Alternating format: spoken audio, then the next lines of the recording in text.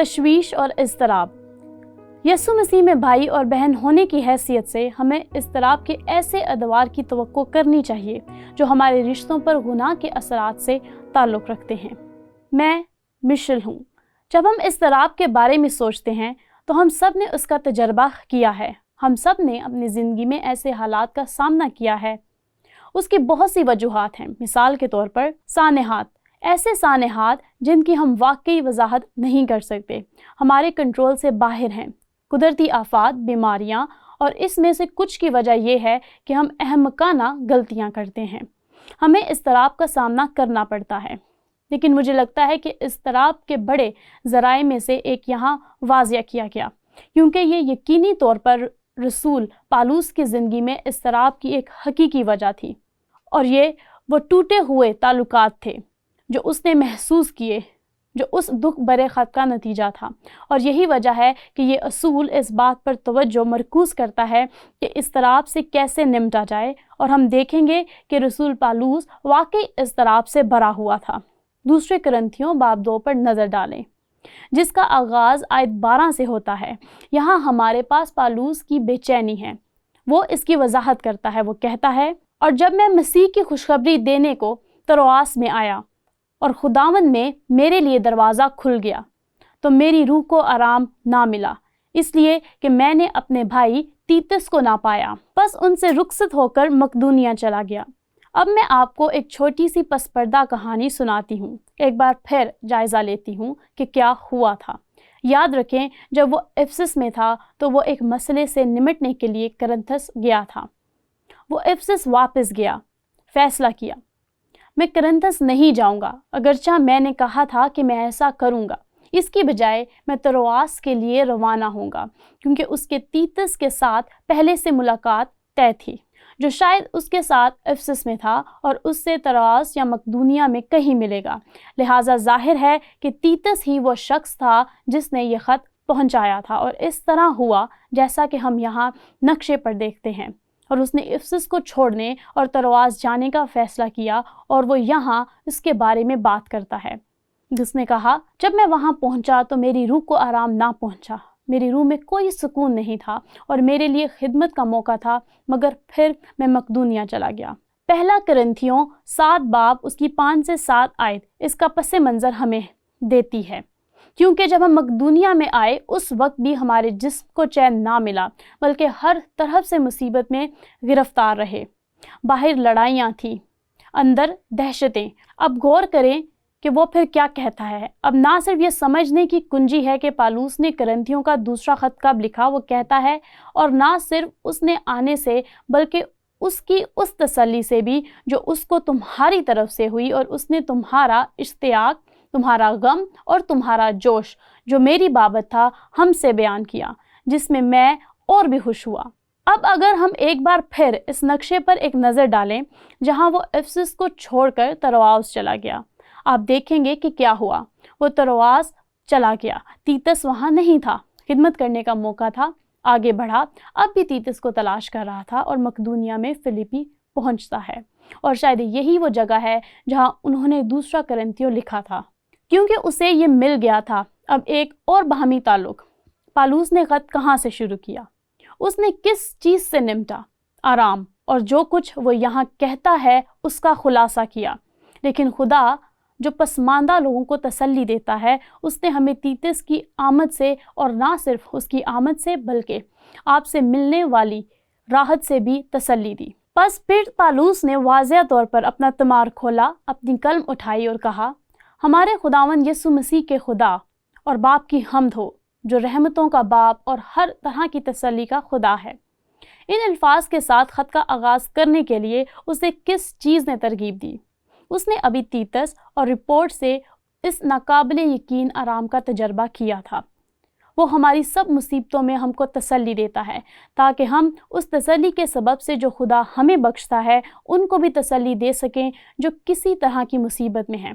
اسے یہ آرام ملا، کیونکہ جس طرح مسیح کے دکھ ہم کو زیادہ پہنچتے ہیں، اسی طرح تسلی بھی مسیح کے وسیلہ سے زیادہ ہوتی ہے۔ اور میرے لیے اس سے ہمیں بصیرت ملتی ہے کہ جب اس نے یہ خط لکھا تھا تو وہ کہاں تھا۔ اس نے یہ کیوں لکھا تھا؟ کیونکہ اسے بھی یہ رپورٹ تیتس سے ملی تھی، اور اس رپورٹ میں تیتس نے کہا وہ تجھ سے محبت کرتے ہیں پالوس، وہ تجھ سے محبت کرتے ہیں۔ اب یاد رکھیں اس کے پاس کوئی سیل فون نہیں تھا، وہ ٹیکسٹ نہیں کر سکتا تھا، وہ ٹیلی فون اٹھا کر کال نہیں کر سکتا تھا۔ اب دکھ بھرے خط کو بھیجتے ہوئے کتنے مہینے گزر چکے تھے ہم نہیں جانتے، لیکن شاید مہینوں ہو گئے ہوں گے۔ وہ ترواس تک چلا گیا، بحر ایجین کے پار کا سفر فلیپی تک گیا۔ معلوم نہیں تھا کہ کرنتھیوں میں اس کے دکھ بھرے خط کا کیا جواب دیا تھا، اور جب اسے ترواس پہنچا تو یقیناً وہ تیتس کو دیکھنے کی امید کر رہا تھا، لیکن تیتس وہاں نہیں تھا اور وہ اضطراب سے بھر گیا، لہٰذا وہ مقدونیہ چلا گیا، اور مقدونیہ میں ہی اسے رپورٹ ملی کہ ان لوگوں نے اس دکھ بھرے خط کا کیا جواب دیا تھا، اور یہی اس کی حوصلہ افزائی کا سب سے بڑا ذریعہ تھا۔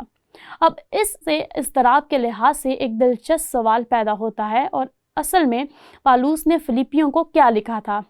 اور یہاں سوال یہ ہے، ترواس اور مقدونیہ میں پالوس کی تشویش اور اضطراب کے پیش نظر اب میں صرف یہ کہنا چاہوں گی، اس کی بے چینی صرف ترواس میں شروع نہیں ہوئی تھی، اس کا آغاز اس وقت ہوا جب اس نے یہ خط لکھا۔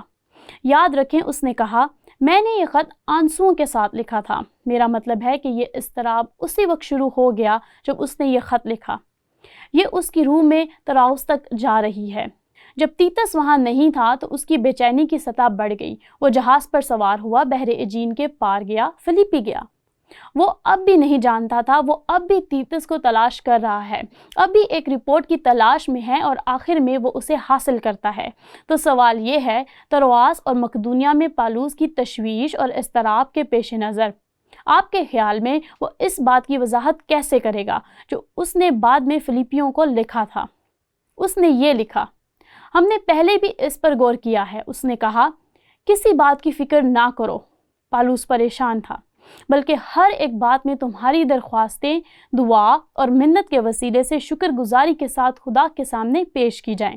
مقدونیہ سے تعلق رکھنے والے وہ لوگ جنہیں اس بڑے کولیسیم میں گھسیٹا گیا اور تقریباً اپنی جان دیتے دیتے بچے، وہ ایک ساتھ دعا کر رہے تھے، اور نوٹ کریں کہ یہ کہتا ہے تو خدا کا اطمینان جو سمجھ سے بالکل باہر ہے تمہارے دلوں اور خیالوں کو مسیح یسوع میں محفوظ رکھے گا۔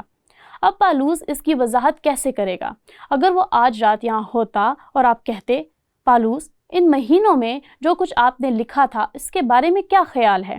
آپ کی پریشانی کے بارے میں کیا آپ اس پر عمل کر رہے تھے جو آپ ہمیں سکھا رہے تھے؟ اور میرے خیال میں وہ کہے گا جب آپ کو اضطراب ہو اور آپ کے پاس اضطراب کی وجوہات ہوں جو مسلسل آپ کو اضطراب میں مبتلا کیے ہوئے ہیں، تو یہ وعدہ ایک مستقل وعدہ ہے جسے آپ کو دہرانا ہوگا اور خداوند کے سامنے بار بار جانا ہوگا۔ اور مجھے لگتا ہے کہ پالوس کہے گا یہی وہ چیز ہے جس نے مجھے اس ساری پریشانی سے نکلنے میں مدد کی۔ وہ سارا درد جو میں محسوس کر رہا تھا، وہ ساری الجھن جو میں محسوس کر رہا تھا، وہ تمام تکلیف جو میں محسوس کر رہا تھا، شاید ہر صبح اور ہر رات وہ خداوند کے سامنے جاتا تھا۔ یہ لوگ خداوند کے سامنے جاتے اور خداوند کے سامنے پیش کرتے، اور مجھے لگتا ہے کہ وہ کہے گا اور کیا تم یقین کرو گے کہ ہم نے رات کو بہت اچھی نیند لی، خدا نے ہمیں سکون دیا، لیکن جیسے ہی وہ واپس آیا اور اگلا دن شروع کیا، آپ کا کیا خیال ہے؟ آپ کے خیال میں کیا ہوا؟ مسئلہ اب بھی موجود ہے، اور دوبارہ بے چینی کا شکار ہو گیا، اور ایک بار پھر وہ خداوند کے پاس گیا۔ لہٰذا میں سمجھتی ہوں کہ اس میں ہمیں اس حقیقت کی بصیرت ملتی ہے کہ کچھ لمحات ایسے ہوتے ہیں جہاں ہمیں کوئی مسئلہ درپیش ہوتا ہے، ہم دعا کرتے ہیں اور ہمیں امن حاصل ہوتا ہے اور مسئلہ حل ہو جاتا ہے، لیکن ایسے لوگ بھی ہیں جن کے مسائل مستقل ہیں اور انہیں خدا کے سامنے جانے کے اس عمل پر مسلسل عمل کرنا پڑتا ہے تاکہ وہ اس خاص مسئلے میں ہونے والے تمام درد اور اضطراب سے بچ سکیں۔ اور ان میں سے کچھ مسائل زندگی بھر کے ہیں۔ میں نے حال ہی میں ایک تجربہ کیا۔ میں ایک شاپنگ سینٹر میں تھی ہدف بنانے کے لیے۔ در حقیقت یہ نئے سال کا دن تھا اور میرے پاس ایک ہی چیز تھی جو میں نے خریدی تھی۔ لائنیں ایک میل لمبی تھی۔ یقیناً مبالغہ آرائی کر رہی ہوں، اور میں نے لائن کی طرف دیکھا اور وہاں ایک عورت کھڑی تھی اور اس نے میری حالت دیکھا کہ میرے پاس ایک چیز ہے اور خلاصہ یہ ہے کہ مجھے لائن میں مدعو کیا۔ تقریباً میں نے اپنے آپ کو خود مدعو کیا، لیکن میں اس لائن میں ہوں اور میں نے کچھ کہا۔ میں نے کہا نیا سال مبارک ہو۔ اس نے کہا آپ کو بھی نیا سال مبارک ہو۔ اور پھر اس نے کہا کیا آپ کے پاس اس آنے والے سال کے لیے کوئی بڑا منصوبہ ہے؟ اور میں نے کہا میں اسٹڈی بائبل پر کام کر رہی ہوں۔ اس نے کہا واہ، کیا آپ پادری ہیں، مشنری ہیں؟ میں نے کہا جی ہاں۔ اور پھر اس نے کہا آپ جانتے ہیں مجھے آپ سے تھوڑی بات کرنی ہے، میرا ایک مسئلہ ہے۔ میں نے کہا واقعی؟ اس نے کہا جی ہاں، میری ایک بیٹی ہے اور اسے ایک سنگین بیماری ہے۔ اس کی عمر 31 سال ہے، وہ بہری ہے، اسے دماغی فالج اور دیگر پیچیدگیاں ہیں اور یہ ہر وقت ہے، مطلب کہ 24/7۔ اور اس نے کہا میری ہمت جواب دے گئی ہے، میں اس سے پیار کرتی ہوں اور کچھ معاملات میں بہت ذہین لڑکی ہے، لیکن اس نے کہا میں نہیں جانتی کہ کیا کرنا ہے۔ تو میں نے سنا اور میں نے کہا چلیں اس کے بارے میں دعا کرتے ہیں۔ لہٰذا ہم وہیں قطار میں کھڑے ہیں، میں نے آنکھیں بند نہیں کی، وہ میرے بالکل بغل میں تھی اور میں نے دعا مانگی۔ میں نے حکمت کے لیے دعا کی، میں نے اس کے لیے دعا کی، میں نے اس لڑکی کے لیے دعا کی اور کہا آمین۔ وہ جذباتی تھی۔ دعا کرنے کے بعد میں نے سوچا ٹھیک ہے، میں یہاں اپنی دعاؤں کو عملی شکل کیسے دوں؟ اور میں نے صرف اتنا کہا جب میں صبح دفتر پہنچوں گی تو میں اس پر تحقیق کروں گی، میں دیکھوں گی کہ ہم کچھ سکون، کچھ مدد، کچھ دینے کے لیے کیا کر سکتے ہیں۔ میں نے کہا یہ ایک ایسی چیز ہے جو میں نہیں جانتی، میں واقعی نہیں جانتی کہ اس سوال کا جواب کیسے دوں۔ دفتر میں چلی گئی، میرے ساتھ فیلکس نے فون پر بات کی، کچھ تحقیق کی، کچھ فون کیے۔ اصل میں نے اسے دوبارہ فون کیا، لیکن اس دن ادھر سے جانے سے پہلے میں نے کہا میں آپ کو اپنی بائبل کی ایک کاپی بھیجنا چاہتی ہوں، اور ہم نے میسیجز کا تبادلہ کیا اور اس نے اگلے دن مجھے اپنے ایڈریس کے ساتھ میسیج کیا۔ میں نے اسے ایک بائبل بھیجی۔ آج مجھے ایک پیغام موصول ہوا، اس نے کہا مجھے ابھی بائبل ملی ہے، میں بہت خوش ہوں اور میں اسے پڑھنے کی منتظر ہوں، لیکن میں بات چیت کا اختتام کبھی نہیں بھولوں گی۔ جب میں نے اس دن اسے چھوڑا تھا، جب اس نے اپنا بازو میری گردن پہ رکھا تھا، اپنی آنکھوں میں آنسو لے کر مجھے گلے لگایا اور میرا شکریہ ادا کیا کہ کم از کم میں نے سنا اور دعا مانگی۔ اور میں سمجھتی ہوں کہ کچھ معاملات میں پالوس اس اصول کے ساتھ یہی بات کر رہا ہے، یہ اس کی اپنی زندگی سے نکلا تھا اور اس طرح جینے کا اصول یہ ہے۔ یسوع مسیح میں بھائی اور بہن ہونے کی حیثیت سے ہمیں اضطراب کے ایسے ادوار کی توقع کرنی چاہیے جو ہمارے رشتوں پر گناہ کے اثرات سے تعلق رکھتے ہیں، لیکن ہم جانتے ہیں کہ یہ بہت وسیع ہے۔ پالوس کی بے چینی کی وجہ یہی تھی۔ کرنتھیوں کے ساتھ اس کے تعلقات کی وجہ سے وہ نہیں جانتا تھا کہ وہ اس کا جواب کیسے دیں گے، لیکن اس کے علاوہ بھی بہت سی وجوہات ہیں، ظاہر ہے تشویش اور اضطراب کی۔ آخرکار یہ باغ میں واپس جاتا ہے۔ گناہ اس دنیا میں داخل ہوا اور اس نے زندگی کے ہر رشتے کو متاثر کیا، اور اس سے قطع نظر کہ یہ ہماری وجہ سے ہے یا نہیں، یہ اس دنیا میں گناہ کی وجہ سے ہے۔ اور اس لیے یہ ایک حیرت انگیز وعدہ ہے کہ ہمیں کسی بھی چیز کے بارے میں فکر نہیں کرنی چاہیے۔ ہم فکر کریں گے، لیکن جب ایسا ہو تو خداوند کے پاس جائیں گے۔ کوئی چھوٹی چیز ایسی نہیں جس میں خدا کو دلچسپی نہ ہو، اور یہ اطمینان بخش ہے۔